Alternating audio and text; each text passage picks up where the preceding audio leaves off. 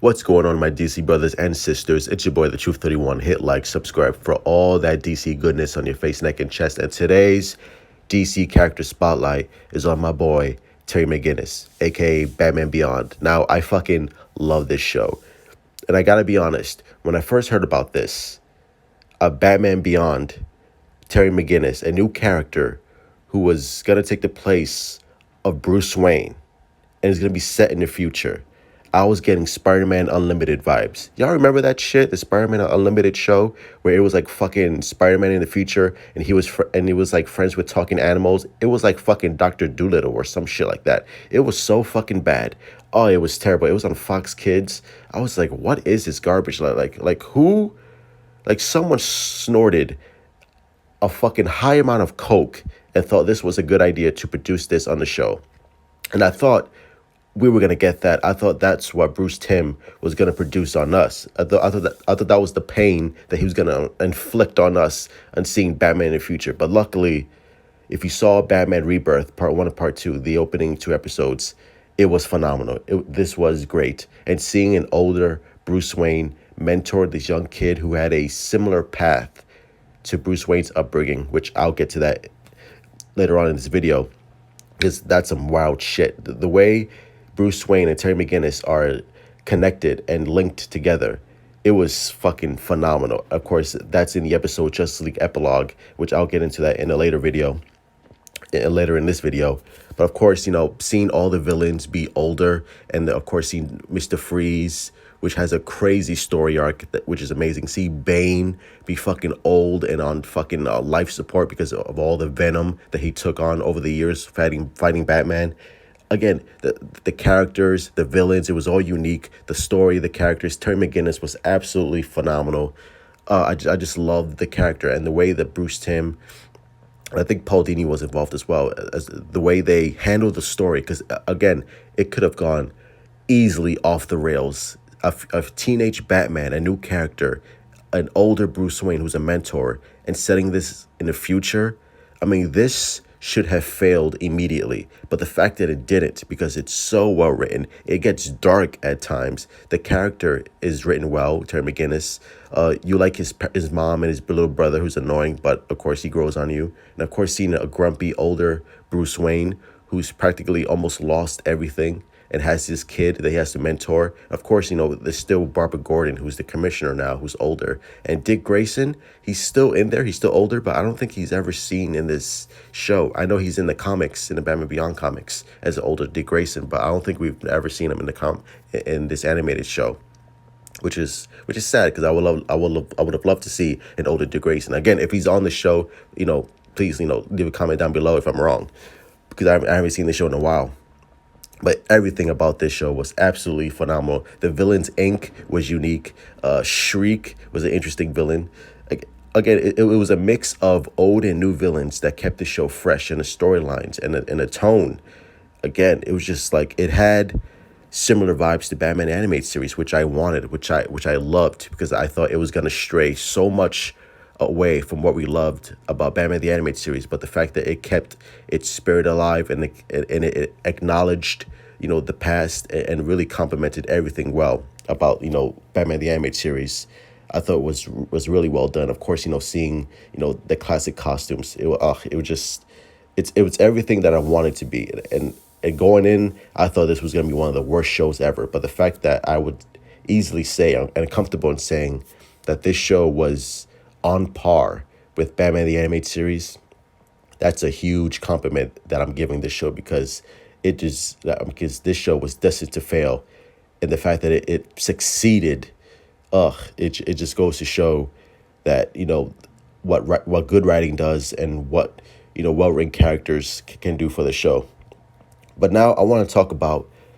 So overall, I love this character. Terry McGinnis is one of my top 5, or maybe top 10 favorite characters who took on the mantle of Batman. He's absolutely phenomenal. I love the character. I love the show. But I wanted to do a video that fucking blew my mind. And there was obviously, if you've seen this show, you've seen Justice League Unlimited, and there was an episode called Epilogue, where it featured a 31-year-old Terry McGinnis who breaks into the high security house of Amanda Waller, and he, obviously confronts her and demands answers.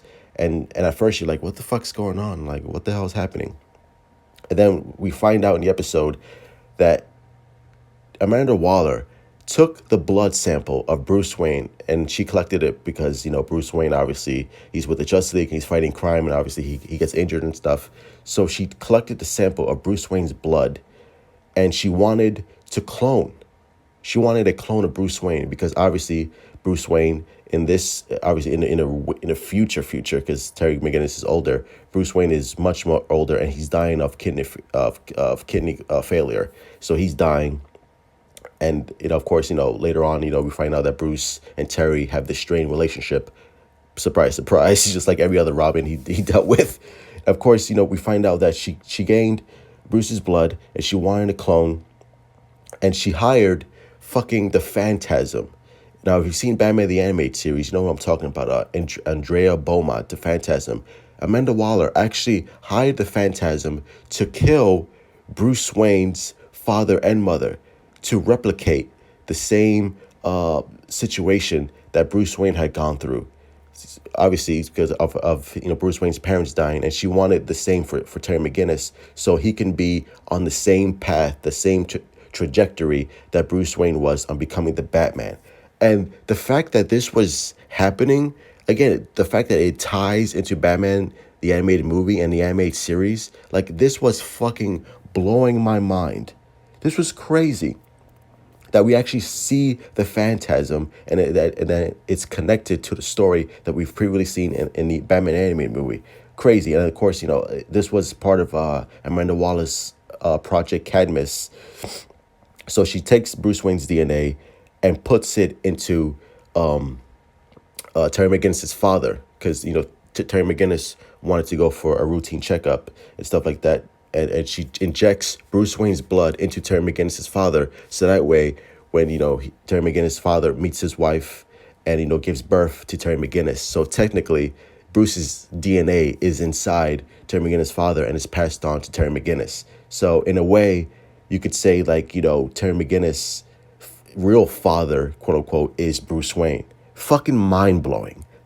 I'm watching this as like a teenager, and my fucking mouth was fucking wide open. I'm like, what the hell? Like, are you fucking crazy? Like, is this happening? Like, is this really happening right now? You're like, holy fucking shit.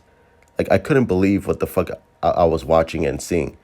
I was just like, wow. So again, it goes to show how fucking Bruce Wayne and Terry McGinnis are really like almost father and son. And the fact that they're doing this in a kids show, like, because this is like some really dark, twisted shit. I was like, wow. And the fact that Terry's father was killed, not by Phantasm, by a group of, the Joker gang. Again, it sets off this, chain of events that turns Terry McGinnis into Batman. So it's almost like this weird, twist of fate that Terry McGinnis was going to become Batman eventually, no matter what Amanda Waller tried to do. Oh, it's like, it sounds like some fucking fate Shakespearean, destiny shit that the show takes on, and I love it because, again, it just adds so much mythos to the character, and it adds so much mythos to Diana Beaumont, a character that we haven't seen in fucking years. And of course, she's in Batman Mask of the Phantasm, Batman Beyond 2.0. So I highly recommend that book as well, because it really delves into that story a lot deeper and much more further. And we get more info on Andrea Beaumont and on where she's been all this time, and really get more backstory to that character. Again, and of course, Terry McGinnis at the end confronts Bruce Wayne. He tells her all about the situation, and it gets I don't know, it just like reinforces and re-intacts the relationship that Bruce Wayne and Terry McGinnis had, because obviously they fell off because, Terry McGinnis wants to go off, stop being Batman, because he wants to marry his girlfriend, Dana. Again, it's just so amazing. It's so well done.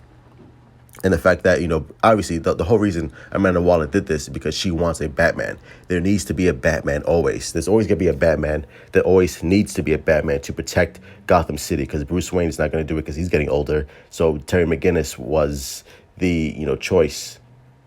whether it's Amanda Waller's, whether it's, Destiny, whatever you want to call it. It was, Bruce Wayne's or Terry McGinnis' fate to become the new Batman of Gotham City in the future. Ugh, so it's so poetic, man. It's like, God, this is why I fucking love DC, bro. Marvel can never do shit like this. Like, this shit is so poetic. It's like fucking you're watching visual poetry right in front of you, and it's a fucking kid show. Can you believe that shit? It's a fucking kid show. And of course, at the end, they reaffirm their relationship. Bruce Wayne, Terry McGinnis, and Bruce Wayne. And he's like, all right. It's like Terry McGinnis realizes, like, look, there needs to be a Batman. I see it now. And of course, Terry McGinnis hands Bruce Wayne his medicine, and Terry McGinnis flies off, recreating the scene from Batman the Animated Series, where we see on leather wings, where we see Batman fly up, like to past the blimp, and the guy's like, "Did you see that?" It's like, "What? Did you see what?" "Oh, I thought it was nothing." So of course, recreating again, homaging Batman the Animated Series from the very first episode. Ugh. Again, the way this shit ties together, it just makes the DC animated universe. It just connects everything. It homages it. It winks to it. It nods to it, and it shows love to this mythology of Batman the Animated Series, Batman Beyond, Justice League Unlimited. It just all wraps together in this beautiful, loving, respectful package, and I fucking love it, bro. I love this shit. It's so good.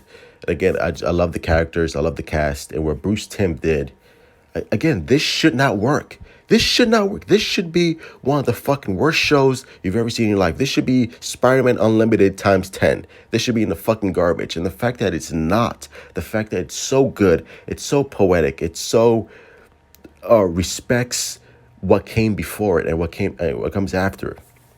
And the comic books respects the animated series as well.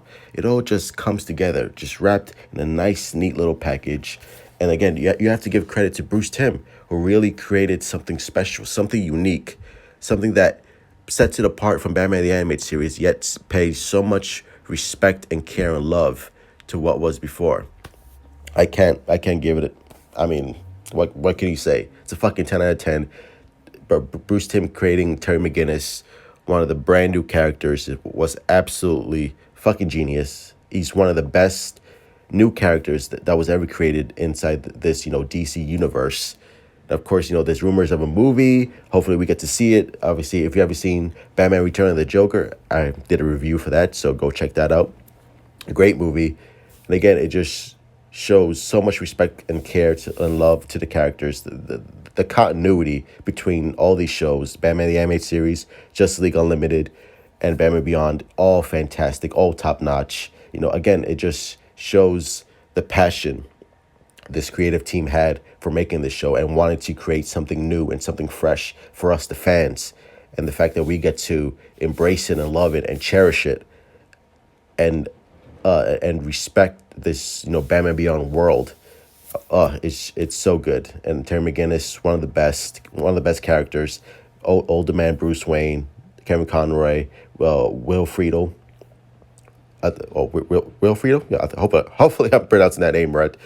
He did a fantastic job. So kudos to the casting and the voice actors, because Batman Beyond is really one of the most special cartoons you ever seen. So kudos to them. Anyway, those are my thoughts. Smash that fucking like button, my beautiful DC brothers and sisters.